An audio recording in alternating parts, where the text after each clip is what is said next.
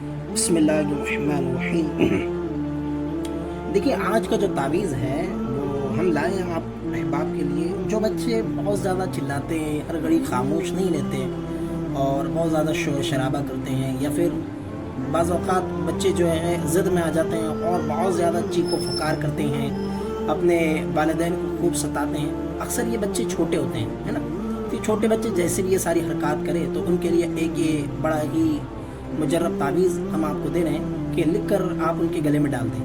جو تعویذ ہے وہ آپ کو بتایا جا رہا ہے، ٹھیک ہے۔